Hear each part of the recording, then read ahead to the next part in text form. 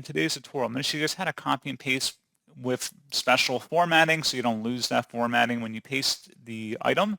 So this should hopefully be a pretty straightforward process, guys. And without further ado, let's go ahead and jump straight into it. So all you have to do is copy whatever media you want to copy with the formatting. So tap Control Z or select Edit and Copy. And then once you've located the area you want to paste it to, just go back up to the Edit menu and select Paste Special.